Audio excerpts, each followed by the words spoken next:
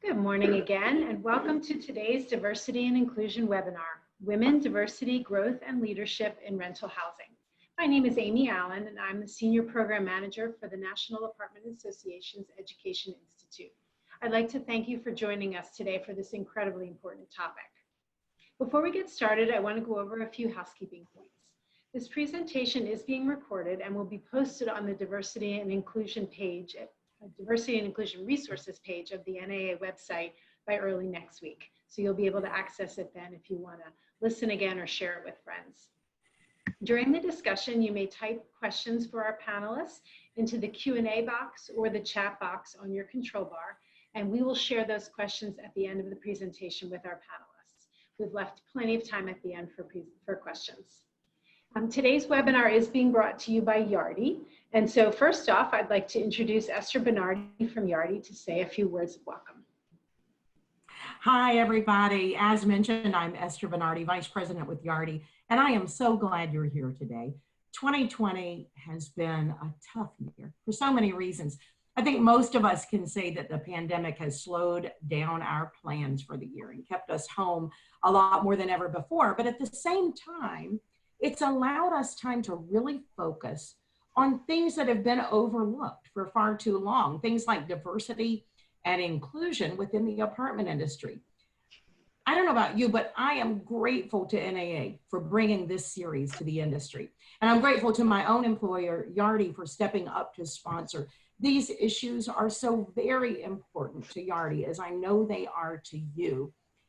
Equal treatment, equal opportunity, whether it's related to gender, race, national origin, etc., are critical to a healthy nation and a healthy industry. Thank you for being here today to learn and to consider, and then to help us all move forward.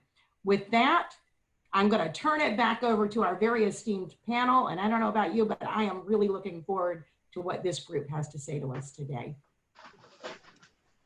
Thank you, Esther. And thank you again for your sponsorship of this really important webinar series. Now I'm going to turn it over to Shakura Connor to introduce today's outstanding panel. Shakura? Good morning. My name is Shakura Connor, and I'm the president of Occupancy Heroes Incorporated. I have the pleasure of introducing your panel today, and they are amazing. So let's get started with our moderator. That will be Samantha Chatham. Samantha is the account director at Liddell Taylor Marketing, where she oversees the messaging and content strategy for owner-operators as well as supplier partners. She carries extensive digital marketing experience and is an expert in marketing strategy and blending online and offline channels to maximize performance. Samantha is an industry veteran. She consistently pushes to refine the art form of marketing, branding, and lead generation in multifamily. Samantha's proudest moment is an oldie but goodie. Samantha has recently been reminded that she's always been a brainiac. In the 5th grade, she won 2nd place in the statewide reading competition and won an autographed picture of Tony Danza. And who wouldn't want that, right? Samantha finds her peace of mind in movement. She enjoys any type of stretching, breathing, working out, and that all makes her feel very balanced. Let's move on to Charlotte Flores. Charlotte is a noted human resources leader and contributor for over 15 years. Charlotte joined BH in 2014 as an HR manager and currently serves as their vice president of human resources.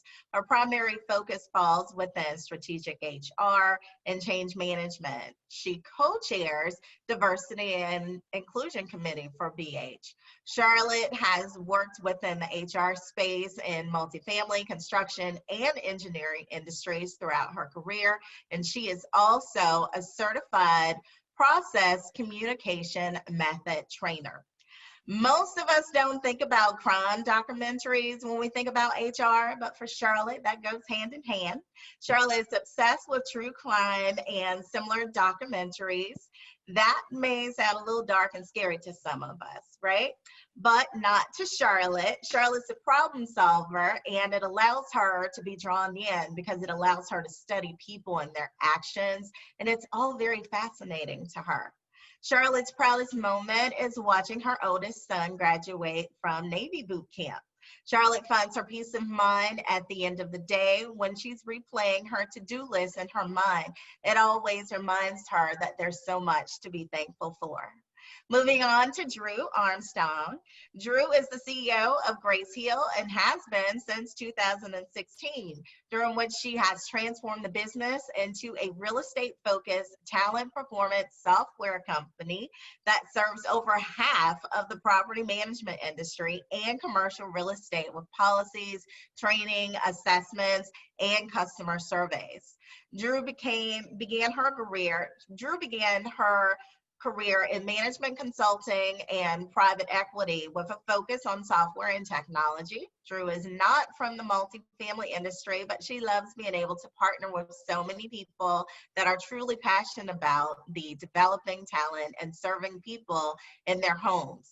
Drew's proudest moment is the company kickoff this year. Drew feels that there is nothing more validating as a CEO than the amazing people that choose to join her company because they see the vision and share a passion for it. Drew gets peace of mind from running, hiking, cooking, drinking wine with her hubby, and spending time with her children.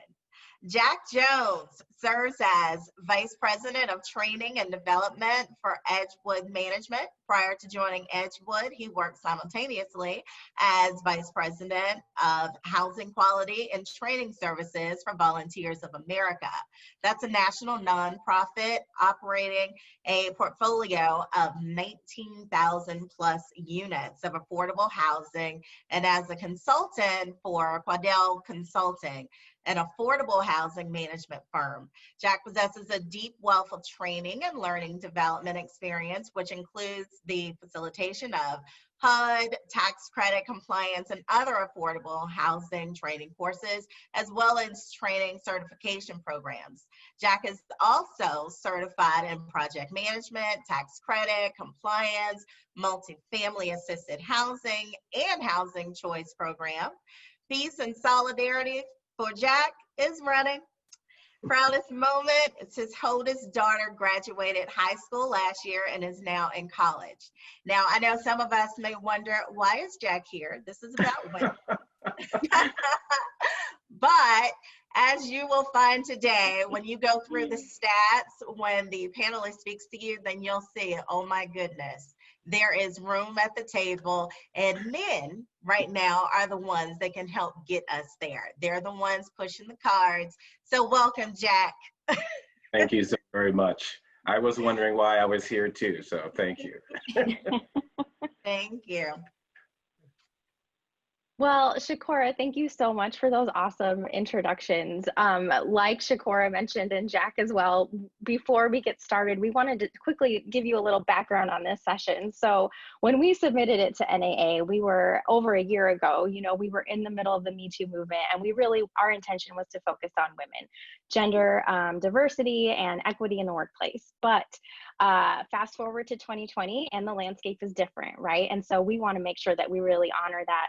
And the best way to do that is to also focus on people of color in the workplace and racial equity in the workplace as well. So we've broadened the scope to include Black, Indigenous people of color and their pathway and growth in career. So we're going to really maximize our impact today and talk about both of these things. So today also our objectives, if you are attending this webinar, to try to get a list of things you can do today to improve DE&I at your organization. You will walk away with that. We're going to talk about a lot of tactical applications. We'll also talk about how to create a culture of DE&I, because a lot of these action items will not be successful if it's not supported by the culture of your organization. And then we're also going to talk about how a comprehensive DE&I program benefits everyone at your organization. This is not just for marginalized people groups, this really does benefit an entire company. So with that, you'll hear from our panelists today that the first thing you should do is really take stock, evaluate your data before you can make any forward movement. And so that's what we're going to do right now. First, let's talk about the labor market in general. So right now in the labor market in the United States, women make up about 47%, but they only consist of 5%, but women only make up 5% of the 100 richest tech billionaires. They only make up 6% of S&P 500 CEOs, and they only make up 20% of the Fortune 500 brands, or the Fortune 500 boards. Also, in addition, 78% of employees who responded to a Harvard Business Review say that their workplace lacks diversity in leadership positions. So that's just sort of the workforce overall. Now let's dial into women in multifamily. So this data is brand new. It dropped September 2nd from the NMHC.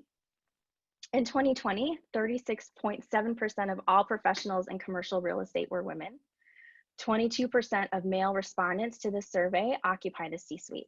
That's an increase from 2015. Also, women remain at 9%, which is the same from 2010. So no change in 10 years.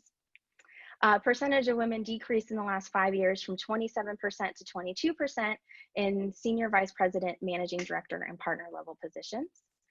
Also, the percentage of women at the senior level which includes experienced professionals reporting to the VP, remained at 33%, which is the same amount in 2015. And we have to talk about pay equity as well. In 2020, women make 90 cents for every dollar that men earn in fixed salaries. So now let's dial in to people of color in multifamily. Only 16% of respondents reported that 25% of professionals are Black, Indigenous people of color. 60% of study respondents reported that their workplace is not very or not at all diverse. And again, with pay equity, Black women make 85 cents, Asian women make 86 cents, and Hispanic Latinx women make 80 cents for every dollar that men earn. So there's work to be done, and we're here to do it, right? So we want to talk about why this matters and the impact across the board. We've got data. There's an abundance of data that tells us that the focus on diversity and inclusion really helps any organization perform better in their workplace or better in their marketplace.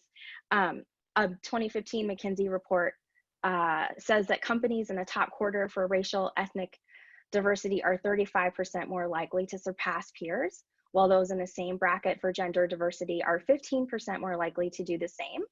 Another survey from McKinsey also says that, oh, sorry guys.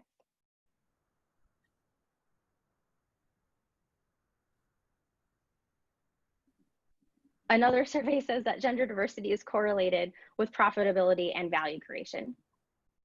So I really wanted to open this up for the panelists right now and ask Drew just a very basic question for you. Why is diversity so important? Why focus on it now? So first of all, I think, thank you for doing a really good job level setting on the stats, right? I think one of the things that I think a lot about as I've watched the Black Lives Matter movement take hold of the country and really bring this conversation of equality forward is, you know, how do we really make meaningful change across the board on this topic? And I think one of the stats that you said was that there's been no improvement in real estate in the past decade in terms of women's representation, in terms of leadership. This is despite the fact that we just went through the Me Too movement, which brought a similar topic about equality for gender forward, right? And so I think the worst thing that could happen is for all of us who are attending and who are speaking on this to not really challenge ourselves to actually make forward progress in the next decade, right? I think that would be a failure of all of us and the power that we all have to actually move things forward, right? And the question is, so why do you move things forward, right? Well, number one, it's kind of fundamental, right? If you look at most companies' values, equality and fairness and integrity, you know, in some way, people claim are core to how a company should operate, right? And I think that's because we do fundamentally want to treat people equally. We want to give them equal opportunity. We want to include them. We want there to be fair pay, and yet we struggle with how to do that, right? I think the second piece is what you said, which is there's just a ton of data. We've been looking at these topics for so long that if you actually execute and achieve some level of diversity across race, gender, age, geography, perspective, that you have meaningfully better results. And I think anyone working in a company would say where you've worked on a diverse team where people challenge each other and then are open to finding the best path forward, you get to better answers, right? So I think there's both a societal imperative and I think there's a business outcome imperative. I think the challenge is, you know, how do you meaningfully make progress and how do you prioritize that given all of the other competing interests that a business may have, that an individual may have? And I think that's why this conversation about both culture and how do you create a culture where diversity and inclusion is very important and is core to the conversation and core to how the business actually operates, right? If it's your value, that means that's a lens by which you're making actual business decisions, right? And then the second piece is tactically, okay, so what if I'm not Drew and CEO, and let's pretend as CEO you get to be the queen of the world, right? For your company. You don't actually, but imagine, and you're sitting there saying, but I'm not CEO, I'm not even a VP, I'm not Charlotte, I'm not Jack. You know, how do I actually have an impact at whatever level I'm at? And I think that we're going to talk practically about a lot of the micro decisions that we can make that can add up, right? It's almost like dieting. The terrible part about it is you have to make a million really good decisions to lose the 10 pounds. Everyone out there's nodding, hopefully. And you're like, darn, this is hard. But then suddenly when you do it, you're like, man, I've achieved something, right? And so how do we make a ton of micro decisions at all levels to actually move this forward as a company and as an industry? Right. Charlotte, what do you have anything to add to that in terms of micro decisions?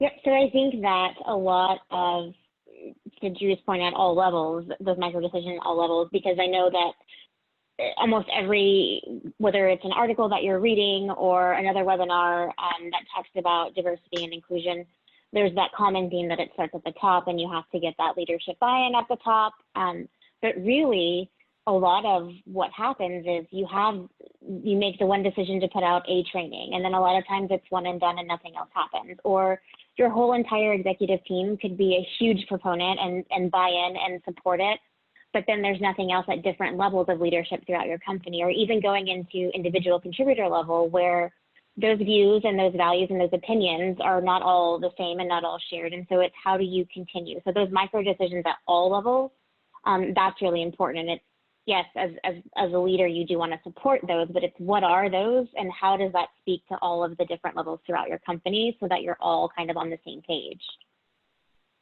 Yeah, absolutely. I'm just wondering, this really ties really well into what we've talked about in terms of creating a pathway for growth. And there are a number of things that we can do at every level. So Charlotte, I know you had some thoughts around this topic. How can we create a clear pathway for growth for women and people of color in multifamily? So a lot of it really does start with your recruiting practices. And I know a lot of times it gets, when you think about where you're posting jobs or where you're advertising, right? You want where you're choosing to advertise your open positions or your company or your employer brand should really be representative of the different markets that you're in. And a lot of times there's not, because we're busy and we have these open jobs and we need to fill them, especially in multifamily. So there's not a lot of extra time taken or given to, have you considered doing things like blind resumes, just presenting the person's resume without their name, without any, so that you're truly looking at the skill set and not their name or maybe where they went to college or any of that. It's just, I want you to look at the talent that this person brings to the table. Or some companies have implemented interview kind of committees where you're interviewing with multiple different people that have different backgrounds, more diverse, so that it's not the same people making the hiring decisions every time, even within the same department or for the company. Diversity and inclusion committees are, and I do like that we probably need to go back and change ours now to add the E. But those are huge, right? That's where you're showing, you're kind of, walking the talk as a company and showing that, as a company, we are committed to this. But it's more than just having that committee. It's really letting your employees and the feedback that, that committee is getting and the ideas that, the committee is receiving, letting your employees shape that culture. Like, they're the ones that have those opinions and those ideas and the things that they want to feel that are valued. So making sure that that committee is seeking out that additional feedback, or that the ideas that are presented as a committee, that we're doing something with them because they're coming up, because they're important. They've heard about it. Other people are talking about it. And then just mentorship and growth opportunities overall. There's lots of different ways. BH has a, In Your Shoes program. And so it's like, how can you get, letting people job shadow and for these other positions, and having a mentor assigned to them, or all the different ways. You have to kind of figure out where that works for your company specifically, but there's so much opportunity to, back to Drew's point, those are part of those micro decisions at all levels that really help. I mean, it doesn't have to be a huge, every week you've got something coming from your committee, but it's like, how do we keep talking about this, acknowledging that we're open to it, and actually following through with some of the things that are brought to you, either as a committee or as a leader, being areas to focus on, and letting your employees kind of be part of shaping that culture for you.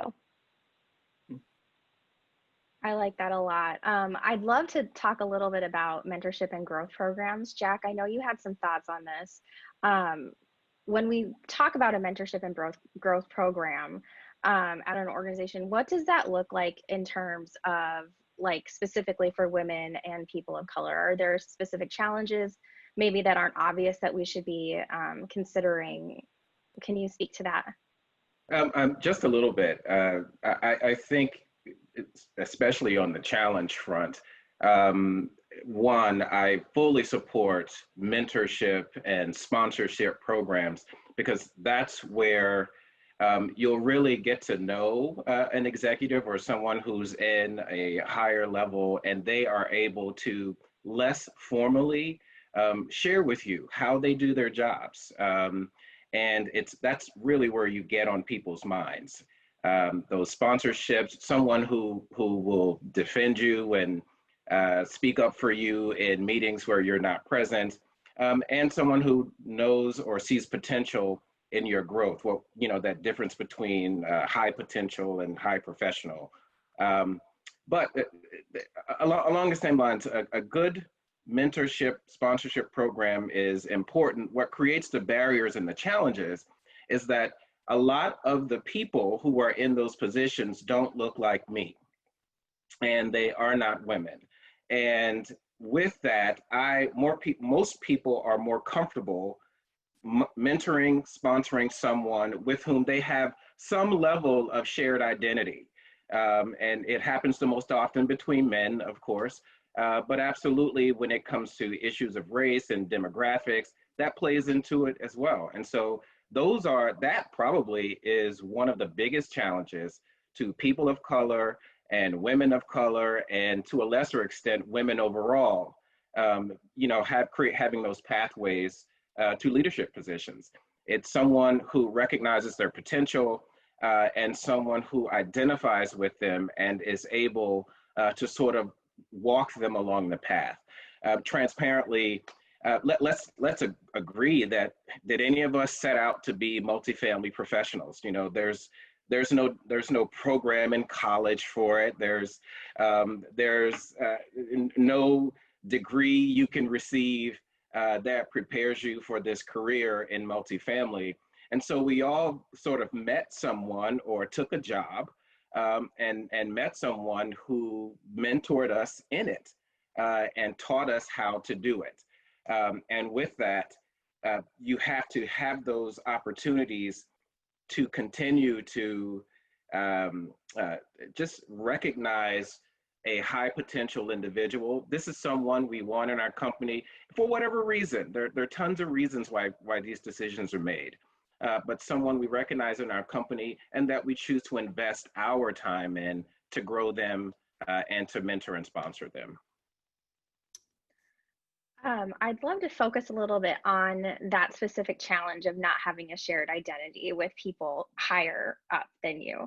And maybe Drew or Jack or Charlotte, either one of you can answer this, but what is the onus even on the woman or the person of color to try to overcome that challenge? Should it, or is it someone else's responsibility to pave the way? Can one of you speak to that? I guess I'm leaving it open to all three of you. Yeah, A loaded question. Yeah. To pull the Yeah, thread on for this sure. mentorship sponsorship question, because look, I think this is a hugely important topic. You know, from my perspective, I never would have become a CEO if I had not had multiple white male mentors and a very important white male sponsor in my career, right?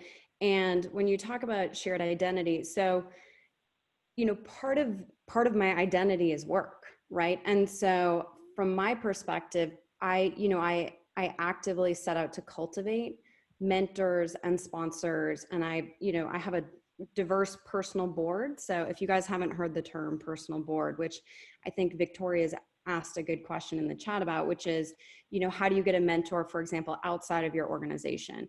There are many good reasons to have many mentors and sponsors, and really think of it as putting together a board where you can call multiple people for different reasons, right? I know female CEOs who've had kids, and I call them and ask them about that. You know, I'm not sure that the men who are my mentors are going to have as much practical advice on a topic like that. And so think about it as something that you're actively kind of building in parallel. But I would say that I think for me, where I've been most successful is one where I've earned it, right? And so Absolutely. I think, you know, a lot of mentors and sponsors, especially as they get successful in their career, are looking for people who they can recruit onto their team that will help make them more successful, right? Because we're all in business, we all want to be high performers. And second, people that they feel like they can give back to, right? And they can watch them develop and grow. And I think if you're finding the right person, they'll care about that. And so where these demographic barriers start to break down is where you guys have other shared things that are not demographic, a passion for your work, a passion for your industry. It may be other things like politics, church, running. Jack and I share that, right? You know, there's wine, right? Who doesn't like wine?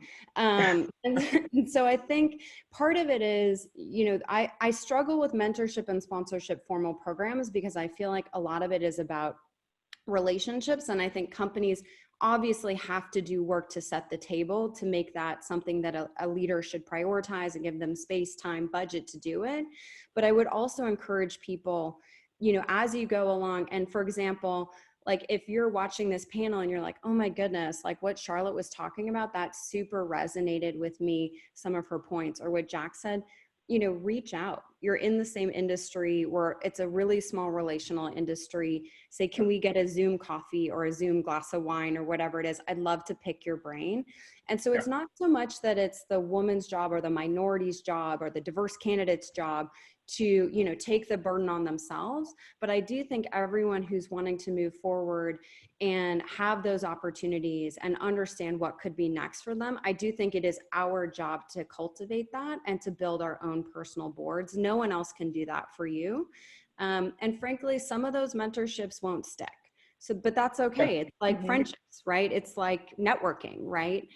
We don't all become best friends, but you just need a couple that can really impact and move the needle in your career, in my opinion. Along. Go ahead, Charlotte. Sorry. We'll do. So apparently everyone's very passionate about this. Yeah. This is great.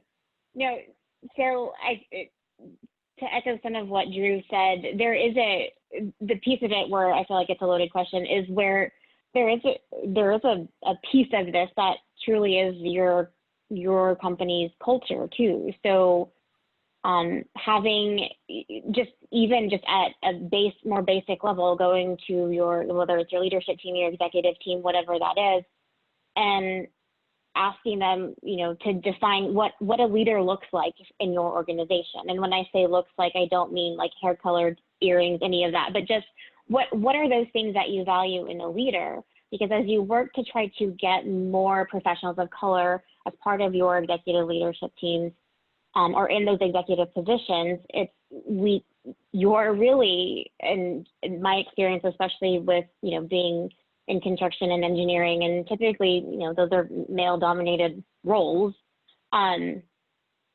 You're following a standard, or you're trying to conform to a standard that was typically set by white men, from a leadership perspective, right? So you have to talk a certain way, you have to carry yourself a certain way, you have to, whatever that is, right? And so change that for your company. Like, sit down as a team and think about what that looks like, where you're at, and what are the things that you value.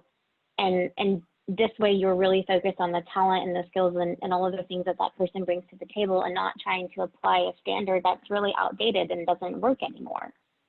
And so I think when you're not pushing people so far outside of that, of what makes them, unique, or what they bring to the table, then that's, I think, where it kind of opens the doors for more professionals of color, and even women, to be part of that.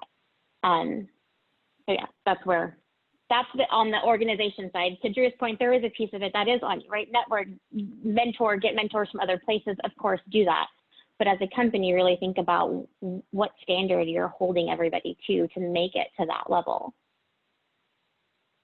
I really like some of what Charlotte said with regard to,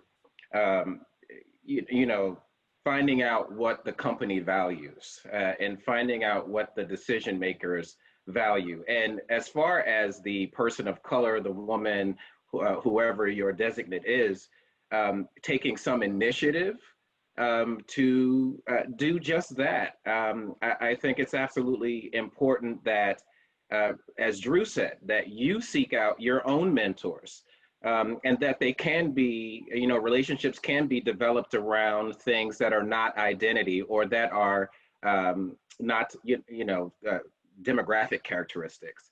So yeah, again, running, we both like red wines. We are marathon runners. These are, and in all practicality, these are some of the ways I have made informed relationships. Simply having a drink after work, or, how many millions of conferences have we all been to, and you end up at a bar or some type of after event thing where you just strike up a conversation, and a friendship or a relationship can and has developed out of that. And so the one thing I will disagree with Charlotte on just a little is that you said, yes, the culture in most of these places have been developed and proscribed by white men, and that has limits on people who are not. I don't disagree with that, but I think you cannot, and this is a lesson learned, you absolutely cannot barge in the door and say, here I am, African-American man, and you're gonna take me like I am, and I'm gonna be the next senior something, something, something. That never works. And so to some degree, I love that.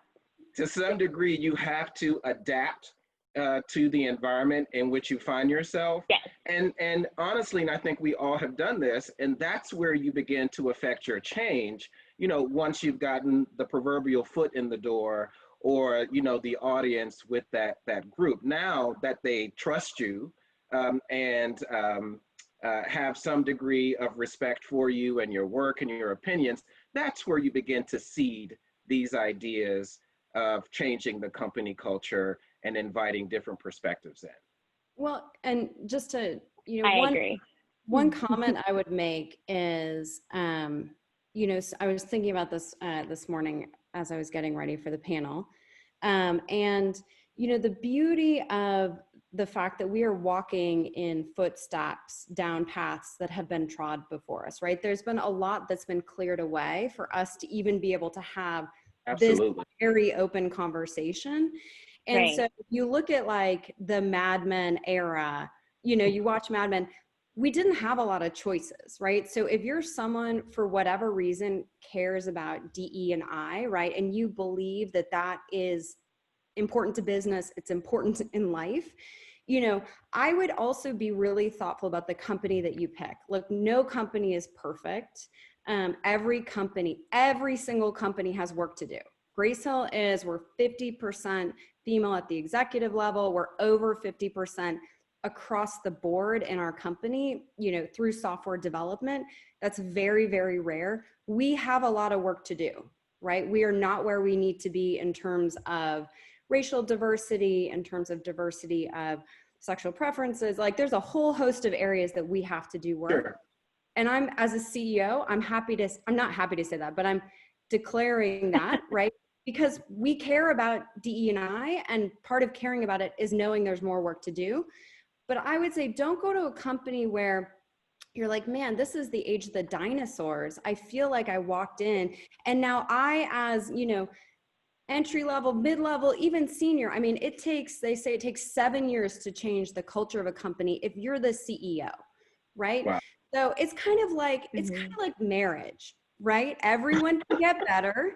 People learn, but you got to pick your horse, right? You don't want like, I'm going to change everything. It's not a gut runner, right? Pick the company where you feel like, look, they really care about this and they really want my valuable, diverse perspective. And they're going to actually make some changes. They may not take everything, but you guys have a lot of power in terms of being the next, you know, generation of leadership coming up. Like vote with your feet, right? So go to a place where you feel like it may not be perfect. No company is perfect, but you can have a real impact. So, you know, it's not pour your energies into everything and hope for the best. Well, and picking your company too, I think some of what I've even run into and have had to kind of shift my thinking is definition of diversity is so different depending on who you ask. And so especially with a lot of when you're talking about next generation of, you know, employees and residents, so your Gen Z or whatever we're calling that generation. This week it changes all the time. It's more about feeling that, you know, you're accepting of the mix of experience and ideas and identities and opinions where, you know, typically you ask me diversity and I'm thinking the standard, the race, the gender, all of those things. But people more often now, it's really more about feeling like they're working at a company where their opinions and their values, they're accepted. And it has very little to do with actual, you know, gender or race or anything like that, what we typically think of. Yeah. Well, this is wonderful conversation. I just want to make sure that we stay on on our timeline. So let's talk a little bit about training. We've talked so much about how in order to get the mentorship of somebody at the executive level, you know, you've earned it, you know, or they've seen value in you. And so Jack, I know you had some thoughts on just the types of training that should be made available to candidates. Are there things that maybe that fall outside of the realm of what like a regular traditional training program looks like? Is it more than just learning how to use Yardi? Yeah, absolutely. I don't know how much research you guys have done into this, but training is actually formal training. It's actually the least way that people learn. It only accounts for 17%, something like that, of learning. Most of Drew learning does not like this. as a trainer, It's you know, still an I don't. important 17%. It absolutely is. It's your foundation. You got to start somewhere. Got to start somewhere. And at least speak the same language. And so with that, though, you have to really couple it with mentoring and coaching. And believe it or not, the most way that people learn, and if you think of your own lives, not just work, but period, is almost 40% of learning is through hardship and struggle. Believe it, it's science. It's just the truth. If you've ever had $100 and 3 bills to pay, it makes perfect sense to you. And so just along those lines, you have to have an opportunity for stretch assignments, things that challenge you. and maybe even an opportunity and room and space to fail. And that is probably one of the least opportunities that we're all given in our jobs, is the opportunity to fail in a safe space, or to fail softly is how I describe it sometimes. And that is being confident enough or having opportunity to share your solution, to share your workout with your supervisor or his or her superiors, but having someone there to point out why that's wrong, and that be safe. I think that is just the hardest thing to achieve, because one, as professionals, we're afraid to look dumb, and that we don't know what we're doing. Let's just face it. The second part of that is companies really don't have time to allow someone to fail spectacularly at any given project. And I think when you're new at something, you absolutely can. So to finish up the question, Samantha, it's having an opportunity. Yes, training is absolutely critical. Pairing that with the mentor and the coach, and then again, given space to propose solutions, have them be wrong, and really have someone tell you why it's wrong. The last thing I'll tack on to that is this concept of strategic agility. And that is, along with the stretch assignments, is being able to basically scale up your thinking and scale up your perspective. A lot of us, we live and work in this space. But the higher you tend to go up these corporate ladders and change, your purview tends to widen, and you hang out at 10 and 50,000 square feet rather than at the ground level. And so that's probably one of the greatest challenges for anybody seeking to advance in a corporation, is exposure to that bigger space and what matters there versus what mattered down here. A lot of the skills are transferable, but quite frankly, there's some things you won't know until you're in the room where they're discussed.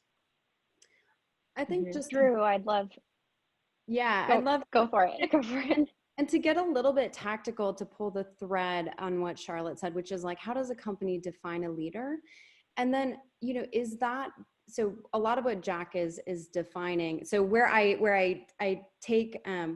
violently agree, but it'll sound like I disagree, is, you should never take a risk where you feel like you're being set up for failure, right? And part of the organization's job is to give you stretch assignments where you can't fail, right? And it won't feel like a failure. It will be seen as a learning opportunity, right?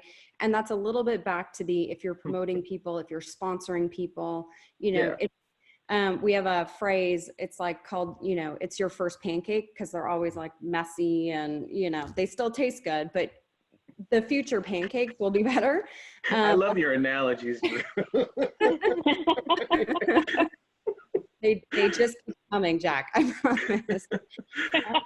But I think part of it is, what's the performance management conversation you're having with your leaders, right?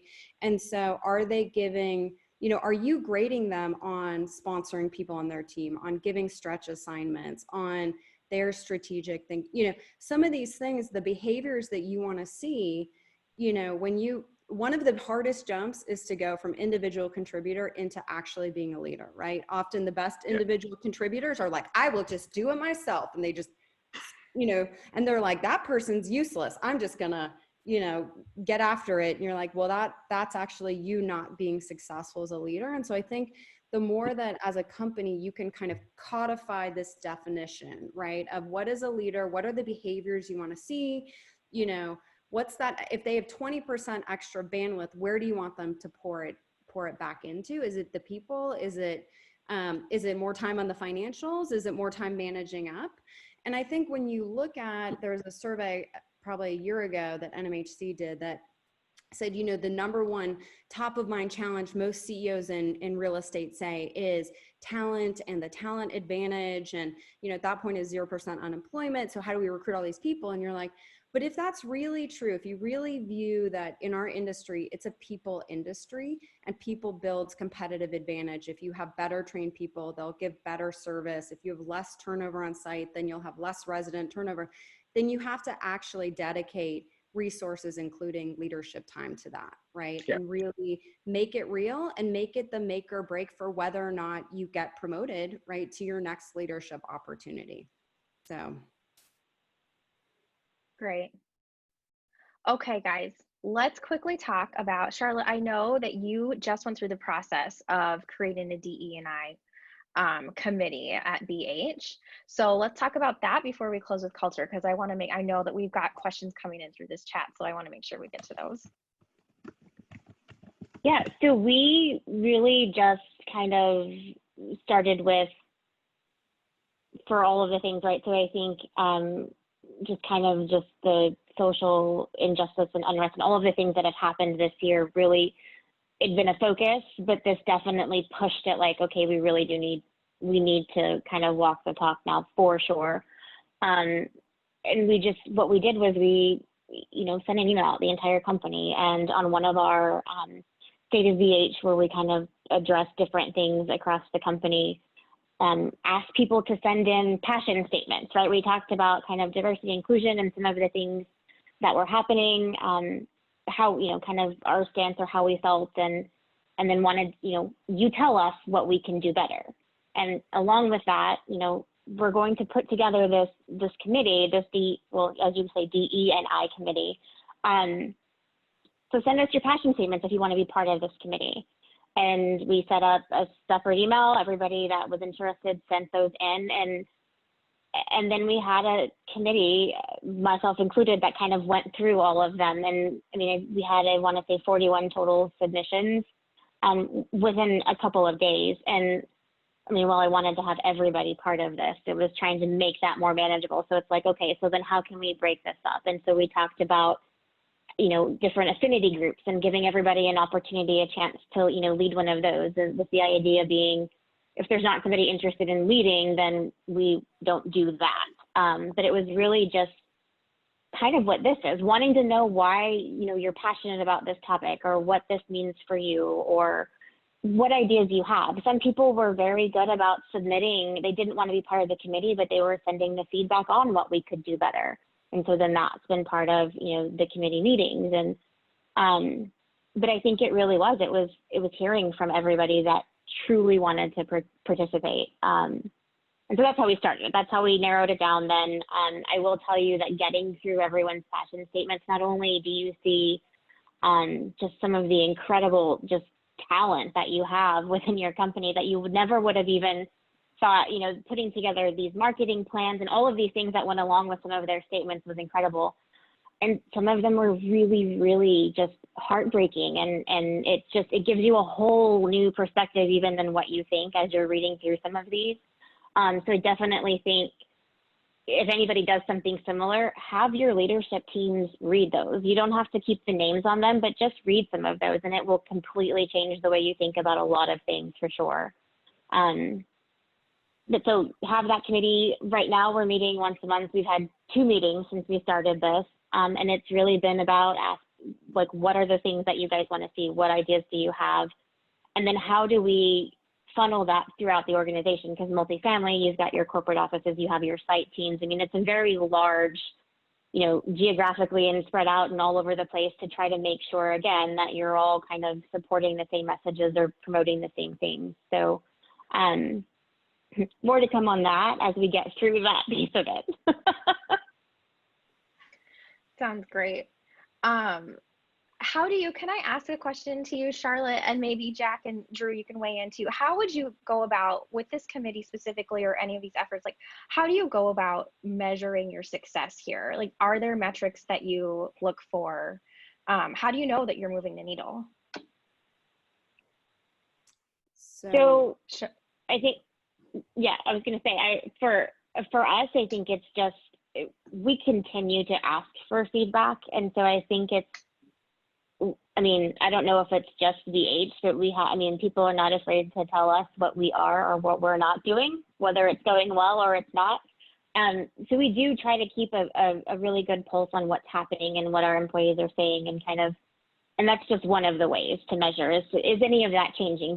Are we still talking about the same things 6 months from now that we were trying to solve or trying to do better, but we keep talking about them. So obviously nothing's changing. But outside of that, I mean, I would love to hear what Jack, Drew. So I think one thing that I would caution people is, I wouldn't take on diversity, equality, and inclusion if you're not serious about it. And I think the generations that have, kind of come up, we did a survey, right? Right after Black Lives Matter, we also put together a committee, and the feedback is very transparent, right? And so, be ready for that, right? Be ready for tough comments. No matter how good you are relative, it doesn't matter. People have very high expectations, especially if they're working at your company and dedicating that time. And the other caution I would make is it takes, many years to move the needle, right? So this is you're signing up for at BCG, when I left BCG, they had just launched a global women's initiative because they saw that they were losing women in the middle of the funnel. Charlotte was talking about top of the funnel. Middle of the funnel is kind of how do you get people from mid-level management up to kind of senior leadership to executive roles, right? And they saw that they were bleeding potential future partners, right? And talent and management consulting, like property management, is very important. It took them a decade to move the needle, right? It took them multiple years of talking to women, surveying their entire employee base to really understand the problem, come up with potential solutions, implement it, and then actually see meaningful success. A decade, right? And what I would say though, the rewards at the end of this were overall satisfaction improvement, overall retention improvement across the board, because they weren't like, good news, we found these 3 things that can improve people's desire to stay here. Only women get them. Sorry, Jack. None of this is for you, right? It fundamentally changed how the company thought about talent and developing talent globally, right? So I think the rewards can be great, but the journey can be long, arduous, painful, tiring, expensive. So just know what you're signing up for. And I think part of it is it's like any strategic business question, get data, look at where you really are, get, voice of the customer. Your customer in this case is your employees. Like, how are you doing? How are you actually doing at every single level? Where are you losing key talent? Is it a top of the funnel issue? Is it middle of the funnel? Is it top? Is it culture? And just draw that baseline and try to find a boulder that will move things forward. Right? And some of them can be little things, some of them can be big things.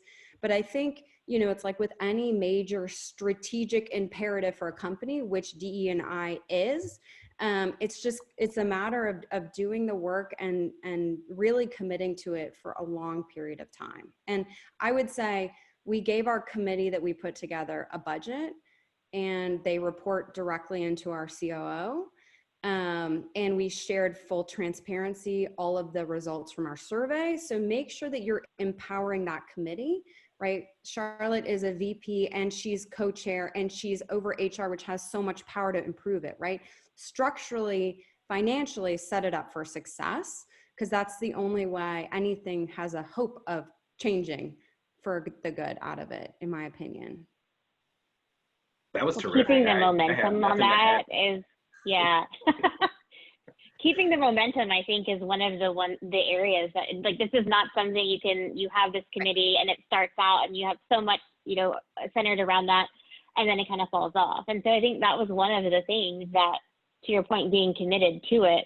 But I'm like, how do we keep this momentum? Like, that's a lot of pressure for a good reason, but it's like, we have to keep this at the forefront of everything. Right. No matter what else we have on the plate for strategic initiatives. Right. Yeah, it's a commitment, and the old adage, what gets measured gets done.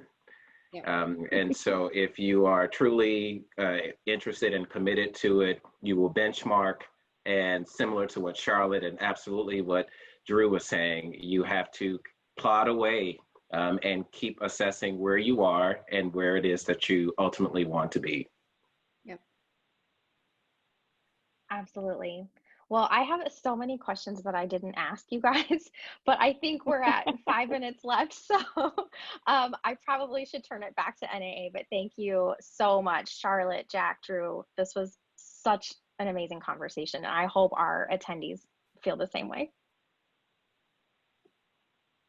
Me too. Thank you. Thank you. Thank you for having us. Shakora, do you want to wrap us up here? Sure. Well, let's go over some of the questions. I got to tell you, the chat box was going crazy. A lot of great feedback here. And let's jump on one of these. So it was said that, Drew, you spoke about the mentorship and how you kind of got to where you are. They'd like to hear from the other panelists. Can you talk about your journey, and are there any tips or tricks in there? Oh, I mean, I sort of alluded to my own. I think I understand your question, Shakora. So how I got into multifamily, and I've told this story 100 times, is I was a temp. I was a temp receptionist. I took on a little mini project at Quadell, and someone in the senior leadership noticed me and decided they want to invest time and effort into training me and teaching me. And I needed a job. I just had a little girl who went to college last year. So I jumped on it. And all throughout my career, Shakora, not only, thank God, I had people who recognized that I had potential in the organization or the company in which I was employed, but also I absolutely looked for opportunities. And I think, to get back to a question Samantha asked earlier, that's really the sweet spot where you have the attention, I'll say, of a leader in the company, or at least someone who is an influencer, to use a 2020 term, in the company, and where that attention and your initiative meet. And so with that, I always chased new opportunities to learn something. If it was hard, I really wanted to learn how to do it, because I'm always interested, and I kept in the back of my head, even to this day, this concept of adding value to my employer and to my team. And so what is the value that they need, and what can I, if anything, add to it? And with that is where my career grew. And so I would just encourage everyone out there who is seeking to advance, who has a desire to be, senior management or C-suite, to take every opportunity that you have to learn. I'm a training guy, so if my company wants to teach me how to weave baskets, I will go to that training and learn how to weave baskets, because later on that could come in handy. And so take on every opportunity to learn, and even take initiative to learn things that you yourself want to take on and grow in. Charlotte, would you like to add to that? I mean, I don't know that I could say it better than Jack did. I mean, as far as taking that initiative, and you have to invest in yourself too. So, I mean, the idea that your career is anyone else's responsibility is really, just in my opinion, not one that works well. I mean, it's your career. What things are you interested in?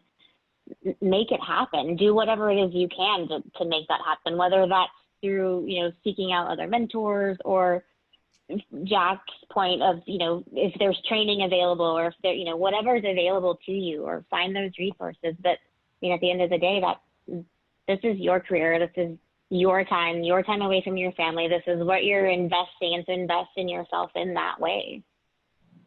Yeah, the last thing I forgot to say, and Drew said it earlier, and I really want to get it out there publicly, is you have to earn it.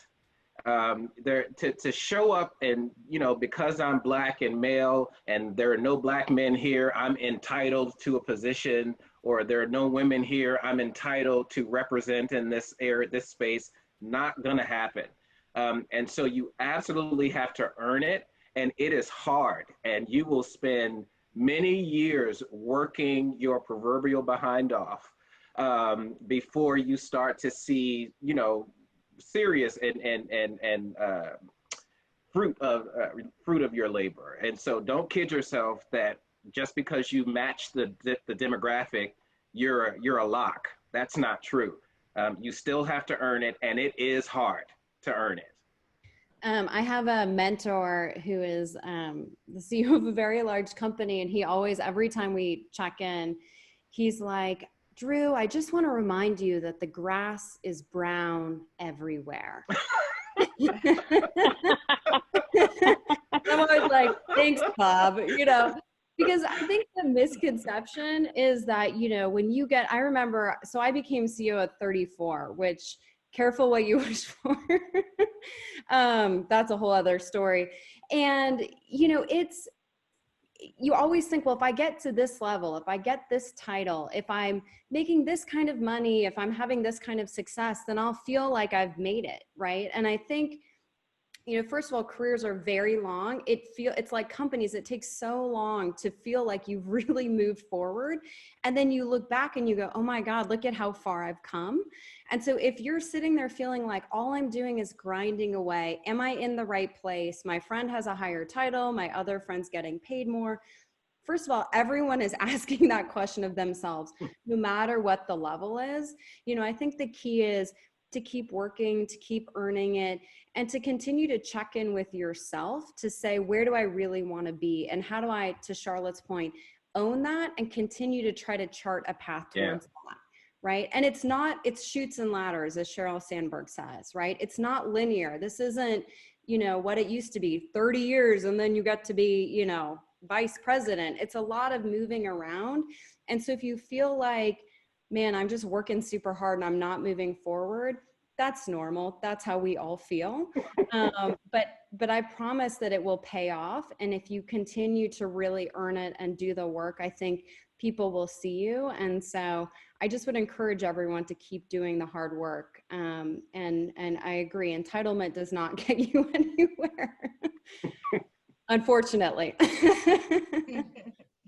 Very good. Okay, now our first question that came in was from Victoria. She said, is there any advice for a woman of color to be able to get a seat at the table as far as C-suite? Any advice there? So, I mean, so I can only speak to the woman at the table, not woman of color. But I'll take it on. So just let me caveat that. You know, my experience about getting a seat at the table is, and it's back to Jack's point about earning it, right? And so I think finding opportunities to shine and to demonstrate and to add value. So at the end of the day, if you're working with the right people, no matter the demographics, what they really care about is that the business is growing, it's profitable, it's successful. You know, they may be answering to a board, an investment group, a lender, shareholders. And so figuring out, how does the company generate value? How do they measure success? And then how do I be a part of that? And I would generally say the closer you can be to the core of the business and how, you know, we're a software business, right? So we, you know, it's like if you're a bakery and you make cookies, we make software, right? And so that really matters in our business. You know, how do we grow? How do we retain clients? Whatever it is, and finding ways to chart a path in towards how you can add value, and then making sure that you're being seen for those contributions, right? Don't be shy about presenting and owning your own work, right? You don't want to be the person who's like, me, look at me, I'm so awesome, right? It's a, you know, business is a team sport, as I tell my team all the time. But on the flip side, you know, if you go into a meeting and you're presenting valuable work, present it yourself, right? And, you know, if the rule at BCG was, when you're junior, never attend a meeting where you don't ask at least one smart question, right? I always felt like I had to justify being in that meeting if I was going to take a seat. And so I just would encourage people, really understand the business, understand how the executive team thinks about the business, find Yes. opportunities to demonstrate, and frankly, keep your resume up to date. And so when people call, you can tell that story, because sometimes to get a seat at the table, you got to change tables, right? And so I'm Amen. not encouraging that of anyone who works in my Yeah. company. If you're on, but you know, I do Yeah. think, you know, make sure your resume really reflects how you've financially impacted and built value for that business. And as a woman, sometimes we don't want to take credit. We don't want to put numbers down, but that's how the world thinks about businesses. And That's so right. own it, girls. Yeah. Right. And put down Okay. those numbers. Yeah. That's right. All right, now you guys spoke about failing, right? Fail forward. But we have to fail in a safe space. Melissa White asked the question. She said, what are teams or leaders doing to create generally safe spaces? You know, for myself, if I'm ever laying a project at a direct report's feet, where I know it's a stretch assignment for them, I always try to introduce it that way, to say, listen, this is here, I'm placing this in your hands to give it a shot, and then truly make myself available for what may seem like the most mundane questions, and literally almost what feels like occasionally vent sessions, because it depends on your direct report. Some people, it's how they communicate and how they process information. And so I've had direct reports just sit in my office and, you know, vent about a project and complain about the actors and the work, and never ask me anything about the actual work itself, but left feeling better about it. And so I think when you're assigning these stretch projects and you want to create a safe space, it's knowing what is safety to that direct report. And that changes, I think, from person to person.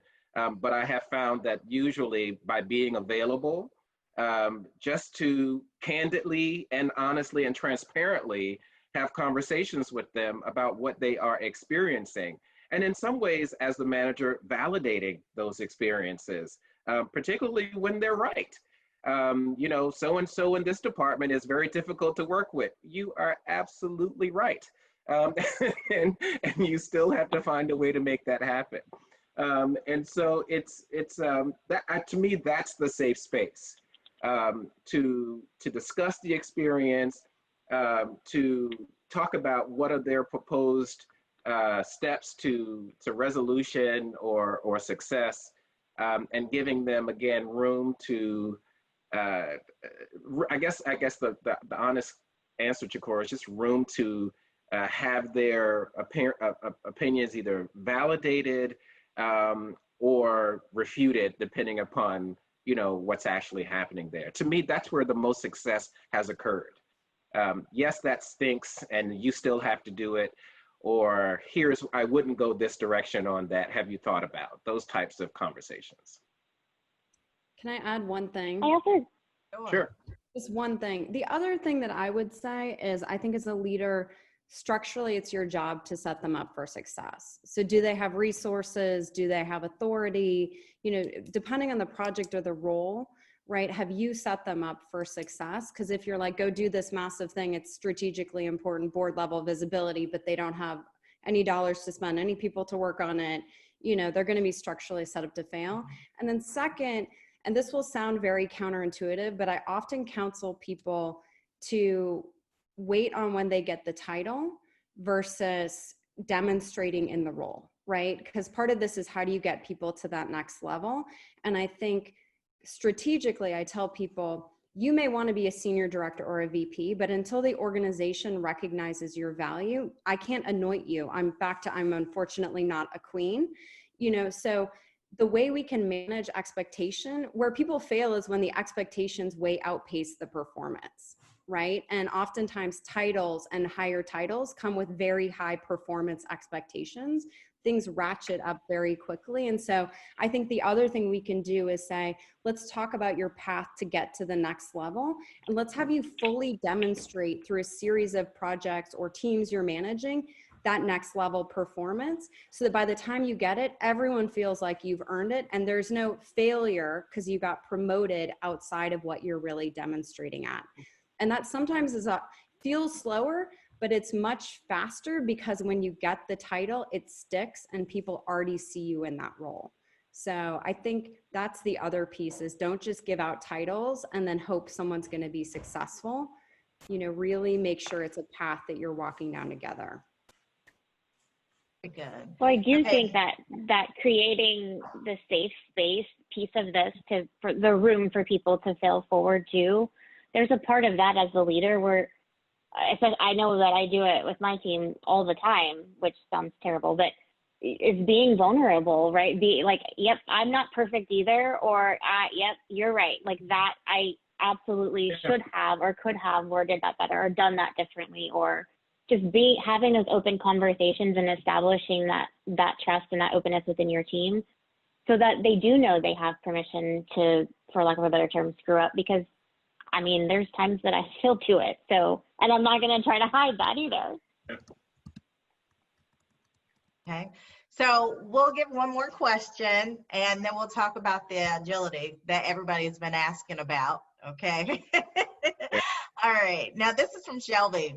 What is our responsibility as part of the organization, but not necessarily a part of senior leadership, to ensure we have a diverse workforce if we don't have much hiring control? How do you introduce the topic?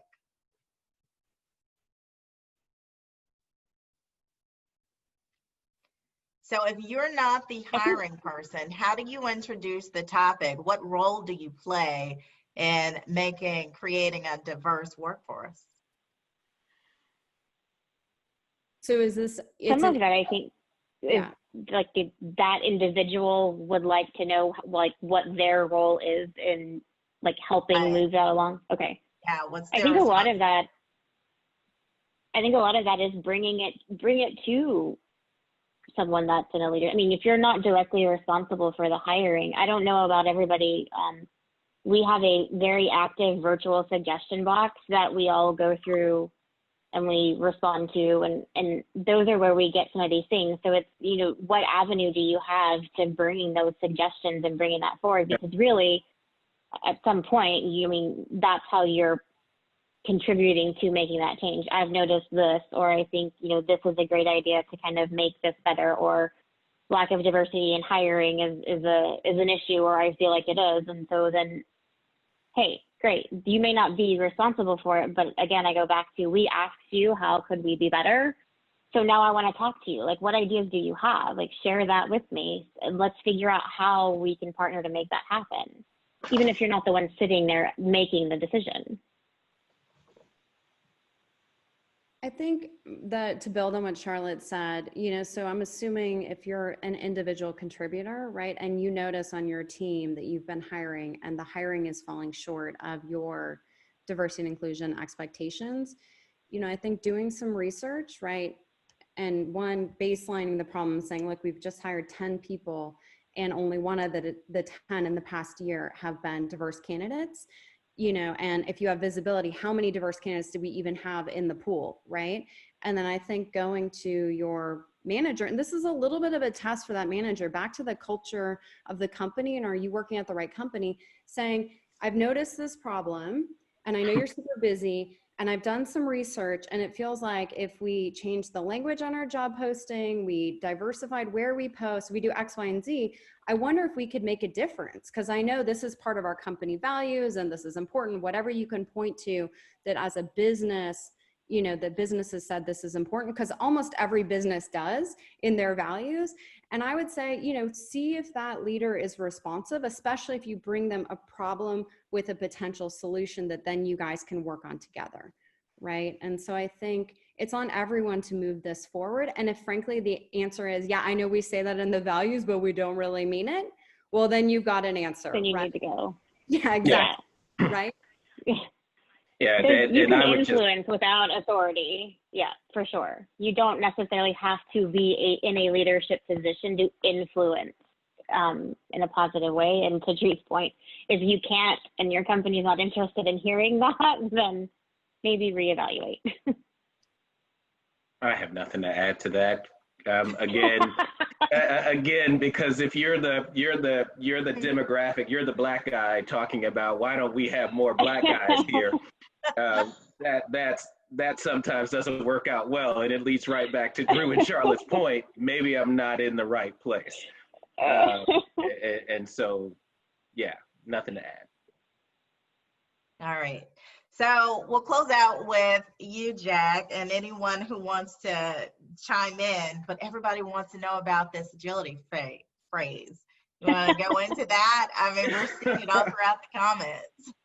It's changing your perspective. And it really goes back to something Drew said that is at the heart of it. And that is what's important to the company. A lot of times in our roles, you know, I have been fortunate enough to be a trainer, to be a property manager, to be a regional manager, to be an asset manager, and to be a department director. And so in those different roles, my perspective on our portfolio changed each and every time. And it's that strategic agility that I refer to is being nimble and flexible enough to say, I'll honestly tell you, or straightforward say to the group out there, it's asking why, okay? Every task that we're given, there's a why behind it. And the more you continue to ask, well, why do I have to do that? And why is that? And where's that coming from? And you chase and get those answers, it broadens your perspective on the work that you do. Most folks at the site level, or a lot of people at the site level, see their paperwork, their certifications or their leases. They see this as perfunctory and routine, but they never, or some never ask, why am I doing this? And it's when you start to ask those whys that your perspective on your work changes. And so the agility comes in is, what's the next level of my understanding of this work? And as you continue to escalate and elevate your understanding, pretty soon, as Drew said, you're going to get to what matters to the board of directors, what matters to the executive leadership, and the whys behind all of that will make more sense of why even these certifications have to be signed by this date. You know, that goes all the way back to a regulatory or a mortgage contract that the company has that is dictating those dates, and starting to understand that language and those relationships at that corporate level is where you'll really begin to expand your understanding of the work that you do. So that's all I meant by strategic agility, is just changing your focus and changing your perspective to continue to understand why are you doing this here, and going to the heart of why it matters to your company. Agreed. Okay, so guys, I know I see the comments coming in and you've got questions, but the panelists got to wrap it up. I am sure that they will, if you just keep posting your questions, you send them in, then you guys, the panelists, you're okay with responding? Can we do that? Awesome. Sure. Awesome. Okay, so keep the questions coming. This was great conversation. This was amazing. So I understand why you guys want to keep it going. But we're gonna go ahead and wrap it up because we know that everyone has got things to do and we've exceeded our time. So let's talk about what's next. The next webinar that's coming up is September 17th at 11 o'clock. That's Leadership in an Era of Social Turbulence. The speaker is going to be James Johnson. He is a professor at Kenan Flagler Business School and a director of Urban Investment Strategy Center at the University of North Carolina at Chapel Hill. It's going to be an amazing webinar. Everything is changing. So many things are changing right now. So we're going to talk about the tools and the skills needed to navigate the social turbulence and certain uncertainty when we face it in the near future. And that is a free webinar. So please register and sign up so that you'll be able to participate in that. And let's not forget about the diversity inclusion opportunities. The DII grant deadline is coming up soon. It's a Wednesday, September 30th. And that's a huge deal. Okay, that's a huge deal. It's a grant. So go to the NAA website to find out more information about that. Again, the deadline is September 30th. So go ahead and get that in. And then we also have our diversity inclusion resources. Guys, there is so much information here. Do not let this pass you by. And so many people have asked for this information and you just don't know. It's right there in front of you. Check it out on the NAA's website. You've got the best practices and diversity inclusion, which is amazing. You've got great minds that have come together to develop a white page that's just amazing. You'll also find the different webinars and some other great information there. Also, check out Visto for the online courses. It's just amazing. Don't forget to get certified. You can do that online while we're still kind of locked in. So there's a lot going on, a lot to look forward to, guys. There's a lot happening with NAA. Thank you so much, Chikora, and all of our panelists. What a really fantastic and informative session. We're so grateful to you for all of your contributions. Thank you to Yardi for sponsoring today's event, and thank you to all of the participants for joining us today for a really enlightening over an hour of a webinar. We hope that you'll all join us next week for another diversity session, and thank you again. Everybody have a great and safe day. Thank you. Thank you all again for the opportunity. Thanks, guys. This was an awesome conversation. You all have a great day. Thank you. Thank you. Bye, guys. Bye.